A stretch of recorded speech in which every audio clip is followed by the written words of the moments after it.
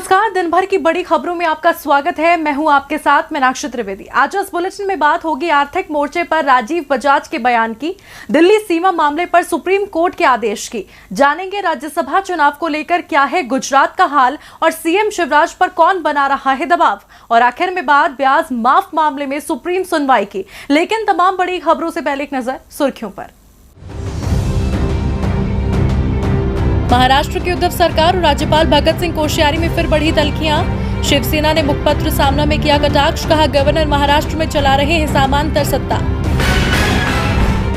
येदियुरप्पा की सरकार पर मंडरा सकते हैं काले बादल, कांग्रेस नेता सिद्धरामैया का दावा। बीजेपी विधायकों में है संतोष की भावना, बीजेपी ने कांग्रेस के दावे को बताया गलत। दिल्ली हरियाणा सीमा पर सख्ती को लेकर हरियाणा के मुख्यमंत्री दुष्यंत चौटाला का बड़ा बयान, कहा दिल्ली आने जाने के कारण हालात हुए खराब, सीमा पर जरूरी है सख्ती। हफ्ते के चौथे कारोबारी दिन गिरावट के साथ बंद हुआ शेयर बाजार। सेंसेक्स करीब 129 अंक की गिरावट के साथ 33,981 के स्तर पर हुआ बंद। निफ्टी 32 अंक की गिरावट के साथ 10,029 अंक के स्तर पर हुआ बंद। पूर्व भारतीय क्रिकेटर युवराज सिंह की बड़ी मुश्किलें, युवी के खिलाफ शिकायत की गई दर्ज, युजवेंद्र चहल पर की थी अनर्गल टिप्पणी। सुर्खियों के बाद अब बात आज की सबसे बड़ी खबर की। देश के मौजूदा हालात को लेकर भले ही प्रधानमंत्री नरेंद्र मोदी कह रहे हो जल्द सब कुछ ठीक हो जाएगा, लेकिन आर्थिक स्थिति कब और कैसे ठीक होगी, इसको लेकर विपक्ष सरकार की रणनीति पर सवाल उठा रहा है, जिस पर सरकार चुप्पी साधे बैठी है। इसी के चलते आज कांग्रेस सांसद राहुल गांधी ने जाने माने उद्योगपति और बजाज ऑटो के एमडी राजीव बजाज से बात की, और इस दौरान राहुल के तल्ख तीर भी केंद्र पर चले। आज इसी मुद्दे पर चर्चा के लिए हमारे साथ मौजूद हैं राजीव जी, लेकिन इससे पहले नजर डालते हैं इस रिपोर्ट पर। भारत की बेपटरी हो चुकी अर्थव्यवस्था को कैसे पटरी पर वापस लाया जाए, इसे लेकर सरकार के पास क्या प्लान है, इसका कोई अंदाजा नहीं है। लेकिन विपक्ष मौजूदा मुसीबत से उबरने और आर्थिक हालात को ठीक करने को लेकर लगातार विशेषज्ञों से राय मशविरा कर रहा है। इसी कड़ी में आज कांग्रेस के पूर्व अध्यक्ष और वायनाड से सांसद राहुल गांधी ने जाने माने उद्योगपति और बजाज ऑटो के एमडी राजीव बजाज से खास बातचीत की।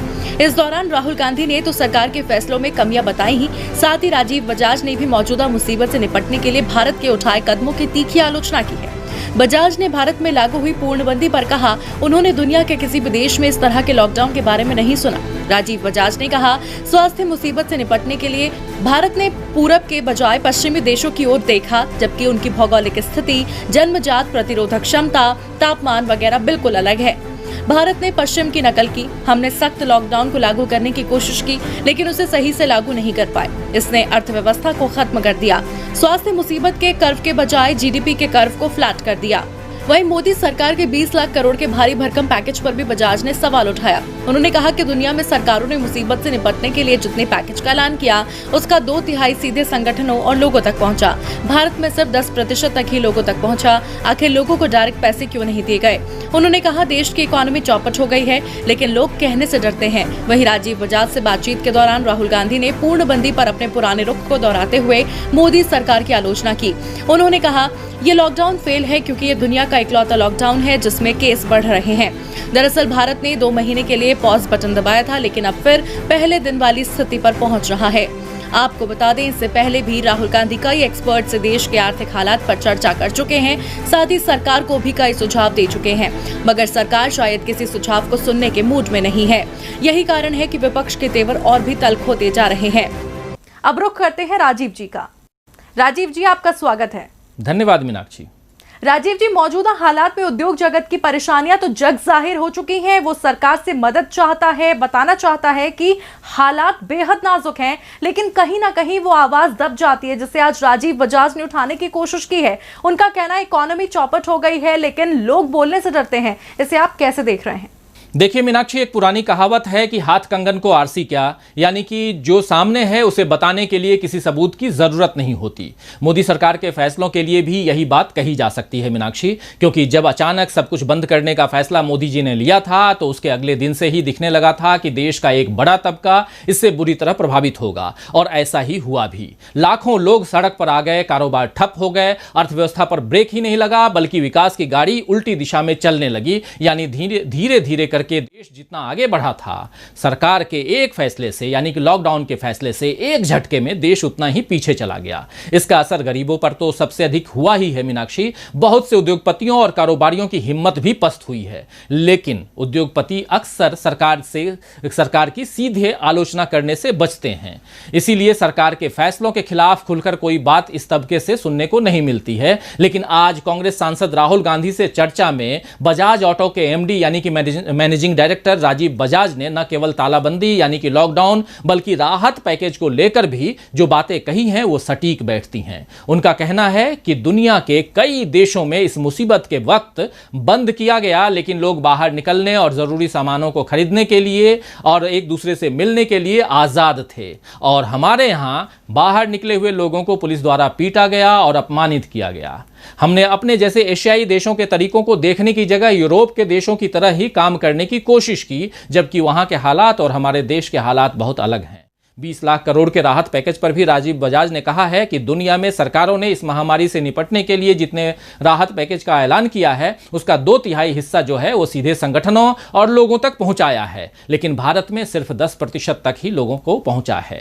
आखिर लोगों को डायरेक्ट पैसे क्यों नहीं दिए गए, ये सवाल राजीव बजाज ने किया है, और यही सवाल तो विपक्ष भी पिछले दिनों लगातार सरकार से पूछ रहा है मीनाक्षी। लेकिन सरकार केवल अपनी तारीफ में लगी हुई है और ये देख ही नहीं रही है कि जमीन पर हालात क्या हैं। गरीबों के मुंह से निवाला, सिर से छत और हाथों से काम तो छिन ही चुका है मीनाक्षी, लेकिन कारोबारियों को भी आगे की राह कठिन नजर आ रही है। एटलस साइकिल का कारखाना बंद होना और कई बड़ी कंपनियों में बड़े पैमाने पर छटनी इसके सबूत हैं। दुख की बात यह है मीनाक्षी कि मोदी सरकार को सच्चाई से जो मोदी सराह ही रही है, उद्योग जगत ने भी होठों पर ताला लगा रखा है। आज राजीव बजाज ने अपने मन की बात कहने की जो पहल की है, वैसी ही पहल बाकी उद्योगपति भी करें तो सरकार को सच का सामना करना ही पड़ेगा। बहुत बहुत धन्यवाद राजीव जी तमाम जानकारियों के लिए। अब बात अपनी अगली खबर की। देश में स्वास्थ्य मुसीबत के विकराल होने के कारण दिल्ली एनसीआर की सीमाएं सील हैं और लोगों को आने जाने में दिक्कत का सामना करना पड़ रहा है। सरकारें सुनने को तैयार नहीं है तो मामला सुप्रीम कोर्ट जा पहुंचा, जिस पर आज कोर्ट ने सुनवाई के दौरान अहम फैसला सुनाया। क्या है वो फैसला, इस रिपोर्ट में देखिए। देश में भले ही सरकार ने लॉकडाउन के चौथे चरण के बाद देश को अनलॉक करने की तरफ कदम बढ़ा दिए हों, लेकिन कई राज्यों की सीमाएं हैं कि अब तक अनलॉक नहीं हुई हैं। सीमाएं सील होने की वजह से लोगों को कई परेशानियों का सामना करना पड़ रहा है, खासकर दिल्ली एनसीआर में रहने वाले लोगों को, जिसके चलते आज सुप्रीम कोर्ट ने मामले पर अहम फैसला सुनाया है। दरअसल लोगों की दिक्कत को देखते हुए सुप्रीम कोर्ट में एक जनहित याचिका दायर की गई थी, जिस पर सुनवाई करते हुए कोर्ट ने एनसीआर क्षेत्र के लिए कॉमन पास बनाने का निर्देश दिया है। एनसीआर के लोगों की समस्याओं को लेकर दाखिल जनहित याचिका पर सुनवाई करते हुए सुप्रीम कोर्ट ने कहा, एनसीआर क्षेत्र में आवाजाही के लिए कॉमन पोर्टल बनाया जाए। कोर्ट ने कहा, दिल्ली, हरियाणा और उत्तर प्रदेश के एनसीआर क्षेत्र में आवागमन के लिए एक सुसंगत नीति होनी चाहिए। सभी राज्य इसके लिए एक समान नीति तैयार करें। 1 हफ्ते के भीतर ये एक नीति तैयार हो।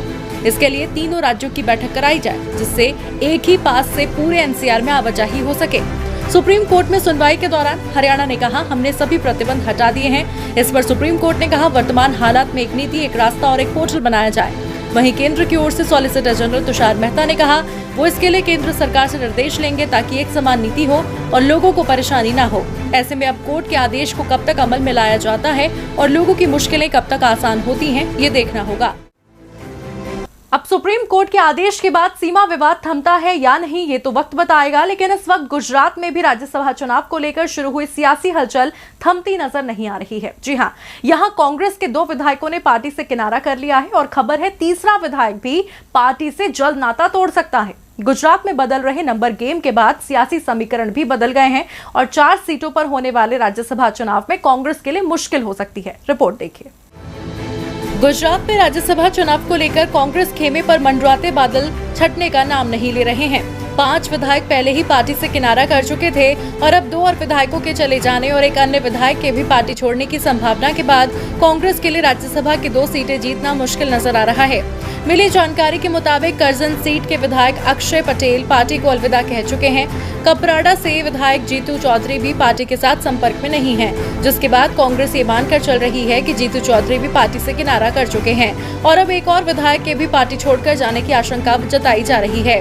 अगर गुजरात में राज्यसभा चुनाव को लेकर बन रहे समीकरणों पर नजर डालें तो गुजरात में राज्यसभा की 4 सीटों पर चुनाव होना है। गुजरात विधानसभा में बीजेपी के 103 विधायक हैं। कांग्रेस के 68 में से 2 विधायकों के किनारा करने के बाद विधायकों की संख्या 66 रह गई है। इसके अलावा बीटीपी के 2, एनसीपी के 1 और एक निर्दलीय विधायक शामिल हैं। ऐसे में एक सीट जीतने के लिए उम्मीदवार को 34.6 यानी 35 वोटों की जरूरत पड़ेगी। अब तक कांग्रेस बीटीपी के 2 और एक निर्दलीय को मिलाकर अपनी संख्या 71 के रूप में देख रही थी, लेकिन 2 विधायकों के चले जाने के बाद पार्टी को केवल 69 विधायकों का समर्थन मिलता दिख रहा है। साफ है कांग्रेस को एक और विधायक के समर्थन की दरकार है, लेकिन इस बीच संभावना तो कांग्रेस के एक और विधायक की पार्टी छोड़ने की बन रही है। लिहाजा बीजेपी के गुजरात राज्यसभा चुनाव में 3 उम्मीदवार उतारने की रणनीति सफल होती दिख रही है। बता दें, गुजरात की 4 सीटों पर बीजेपी ने अभय भारद्वाज, रामविलास बारा और नरहरि अमीन को उम्मीदवार बनाया है, जबकि कांग्रेस से वरिष्ठ नेता शक्ति सिंह गोहिल और भरत सिंह सोलंकी उम्मीदवार हैं। राज्यसभा चुनाव को लेकर शुरू हुई जोड़ तोड़ का बीजेपी कितना फायदा उठाती है, ये देखना होगा। वहीं देखना ये भी होगा मध्य प्रदेश में कैबिनेट विस्तार कब होगा, कौन कौन शिवराज की टीम का हिस्सा बनेगा, और इस पर सभी की नजरें टिकी हैं। लेकिन बार बार विस्तार की तारीख आगे बढ़ती जा रही है। एक बार फिर शिवराज ने ऐसा बयान दिया है जिससे कैबिनेट का विस्तार जल्द होने के आसार नजर नहीं आ रहे हैं। इस बीच अपने लोग ही अब इशारों में सरकार पर दबाव बना रहे हैं, जो शिवराज की मुसीबत बढ़ा रहे हैं। मध्य प्रदेश में सियासी दांवपेच के जरिए बीजेपी ने सत्ता तो हासिल कर ली, लेकिन सत्ता के सिंहासन पर बीजेपी कब तक काबिज रहती है, इसका फैसला आने वाले उपचुनाव करेंगे। उपचुनाव में जीत का परचम लहराने के लिए शिवराज रणनीति तैयार करने में जुटे हैं। उनकी इस रणनीति का हिस्सा है मंत्रिमंडल का विस्तार। जी हां, शिवराज सिंह चौहान उपचुनाव से पहले मंत्रिमंडल विस्तार करना चाहते हैं, मगर कैबिनेट का विस्तार टलते ही जा रहा है। अब एक बार फिर शिवराज सिंह चौहान ने कहा है, स्वास्थ्य मुसीबत से उबरने के बाद कैबिनेट का विस्तार करेंगे। इससे साफ है कैबिनेट का विस्तार अभी नहीं होने वाला है। इसी बीच अपने लोग ही अब इशारों में सरकार पर दबाव बना रहे हैं और शिवराज के सामने सबसे बड़ी चुनौती भी इन्हीं लोगों को साधने की है। कैबिनेट विस्तार की आहट के साथ ही भोपाल में बीजेपी के दिग्गज नेताओं का जमावड़ा लगने लगता है। हाल ही में प्रदेश बीजेपी के कद्दावर नेता पूर्व मंत्री गोपाल भार्गव, विजय शाह और गौरीशंकर बिसेन ने भार्गव के बंगले पर घंटों मंत्रणा की थी और उसके बाद सीएम शिवराज से मिलकर घंटों चर्चा की। ये तीनों ही दिग्गज मंत्री पद के दावेदार हैं। वहीं शिवराज सरकार के गठन के बाद से ही राजेंद्र शुक्ला भोपाल के चक्कर काट रहे हैं। मंत्री बनने के लिए वो लगातार भोपाल आ रहे हैं। दूसरी तरफ पूर्व मंत्री सुरेंद्र पटवा ने मंत्रिमंडल में जगह के लिए परफॉर्मेंस का राग छेड़ा है। पटवा को लगता है सिंधिया समर्थकों के चक्कर में कहीं उनका पत्ता न कट जाए। जाहिर है इस बार दावेदारों की संख्या बढ़ गई है। ऐसे में बिना फील्डिंग किए शायद मंत्रिमंडल में जगह मिलना मुश्किल है। इसीलिए सभी दिग्गज फील्डिंग के जरिए इस तरीके से प्रेशर पॉलिटिक्स करने में जुटे हैं। हालांकि किसकी रणनीति काम आती है और शिवराज किसे अपनी टीम में जगह देते हैं, ये तो आने वाला वक्त ही बताएगा। लेकिन उपचुनाव के मद्देनजर सिंधिया समर्थकों को साधना भी शिवराज के लिए किसी परीक्षा से कम नहीं होगा। अब एक तरफ अपनों की प्रेशर पॉलिटिक्स को लेकर शिवराज की मुसीबत बढ़ती दिख रही है, तो वही मुसीबत के दौर से तो इस वक्त भारतीय अर्थव्यवस्था भी गुजर रही है। साइकिल बनाने वाली कंपनी एटलस पर भी इसका बुरा असर पड़ा है। एटलस ने गाजियाबाद फैक्ट्री को बंद कर दिया है। एटलस कंपनी बंद होने के बाद अब विपक्ष एक बार फिर मोदी सरकार की रणनीति को लेकर सवाल खड़े कर रहा है। रिपोर्ट देखिए। विश्व साइकिल दिवस के दिन साइकिल कंपनी एटलस की गाजियाबाद फैक्ट्री पर ताला लगा तो हजारों कर्मचारी एक ही पल में बेरोजगार हो गए। कंपनी ने आर्थिक हालात का हवाला देकर हाथ खड़े कर दिए हैं और इसमें काम करने वाले लोगों को अब ये समझ नहीं आ रहा है कि आगे उनका परिवार कैसे चलेगा। इस मसले को लेकर अब विपक्ष के तेवर भी तल्ख हो गए हैं। विपक्ष सरकार से आगे की रणनीति को लेकर सवाल पूछ रहा है। कांग्रेस महासचिव प्रियंका गांधी ने ट्वीट किया, कल विश्व साइकिल दिवस के मौके पर साइकिल कंपनी एटलस की गाजियाबाद फैक्ट्री बंद हो गई। 1000 से ज्यादा लोग एक झटके में बेरोजगार हो गए। सरकार के प्रचार में तो सुन लिया कि इतने का पैकेज, इतने MOU, इतने रोजगार, लेकिन असल में तो रोजगार खत्म हो रहे हैं, फैक्ट्रियां बंद हो रही हैं। लोगों की नौकरियां बचाने के लिए सरकार को अपनी नीतियां और योजना स्पष्ट करनी पड़ेगी। दरअसल एटलस कंपनी ने कर्मचारियों से कहा है कि अब कंपनी कच्चा माल खरीदने की हालत में नहीं है, इसीलिए कंपनी ने ले ऑफ का फैसला किया है, जिसके चलते कंपनी अपने कर्मचारियों को आधी तनख्वाह देगी, लेकिन कर्मचारी कंपनी से पूरा हिसाब एक बार में करने की मांग कर रहे हैं। बता दें, इससे पहले भी एटलस कंपनी के 2 प्लांट बंद हो चुके हैं। अब देश में बेरोजगारी की समस्या दिन ब दिन बढ़ती जा रही है। देखना होगा मोदी सरकार इस दिशा में अब क्या कदम उठाती है। देश को स्वास्थ्य मुसीबत से निकालने के लिए तमाम उपायों के बीच आरबीआई ने मार्च में कर्जधारकों को राहत देते हुए ईएमआई में 3 महीने की छूट का ऐलान किया था, जिसे बाद में बढ़ाकर 6 महीने कर दिया गया। लेकिन छूट के दौरान ईएमआई पर ब्याज माफी की मांग भी बढ़ने लगी तो मामला सुप्रीम कोर्ट पहुंच गया, जहां आरबीआई के हलफनामे को लेकर कोर्ट ने अहम टिप्पणी की। क्या कुछ कहा कोर्ट ने, इस रिपोर्ट में देखिए। भारतीय रिजर्व बैंक ने स्वास्थ्य मुसीबत के दौरान लागू की गई पूर्णबंदी के बीच 27 मार्च को एक सर्कुलर जारी कर 3 महीने के लिए लोन की ईएमआई देने से छूट यानी मॉरेटोरियम का ऐलान किया था। 22 मई को आरबीआई ने इस मॉरेटोरियम अवधि को 6 महीने के लिए बढ़ा दिया है, लेकिन जब मॉरेटोरियम अवधि के दौरान की ईएमआई पर ब्याज माफी की मांग की गई है तो केंद्रीय बैंक विरोध में उतर आया। मामले को लेकर सुप्रीम कोर्ट में जनहित याचिका दायर की गई। याचिका में कहा गया, पूर्णबंदी के दौरान बैंकों की ओर से किश्त अदायगी में छूट तो दी गई है, जो कि बाद में चुकानी पड़ेगी, लेकिन किश्तों के बाद में जमा करने की छूट देने के नाम पर बैंक अपने ग्राहकों से किश्त बाद में अदा करने तक की अवधि पर चक्रवर्ती ब्याज वसूल रहे हैं, जिससे ग्राहक पर और आर्थिक बोझ पड़ेगा। कामकाज बंद होने के चलते इस अवधि में लोन पर बैंक के ब्याज को माफ किया जाना चाहिए। इस मांग का विरोध करते हुए सुप्रीम कोर्ट में आरबीआई ने हलफनामा दाखिल करते हुए कहा, लोगों को 6 महीने तक ईएमआई अभी न देकर बाद में देने की छूट दी गई है, लेकिन इस अवधि का ब्याज भी नहीं लिया गया तो बैंकों को 2 लाख करोड़ रुपए का नुकसान होगा, जिससे बैंकों की वित्तीय स्थिति खराब हो सकती है। आरबीआई के हलफनामे के बाद अब सुनवाई के दौरान सर्वोच्च न्यायालय ने केंद्रीय वित्त मंत्रालय से जवाब तलब किया है। कोर्ट ने वित्त मंत्रालय को 1 हफ्ते के भीतर जवाब देने को कहा है। वहीं अब मामले में अगली सुनवाई 12 जून को करने का फैसला किया है। ऐसे में अब वित्त मंत्रालय क्या जवाब देता है और कोर्ट क्या फैसला सुनाता है, ये देखना होगा। फिलहाल दिन भर की बड़ी खबरों में इतना ही। आप देखते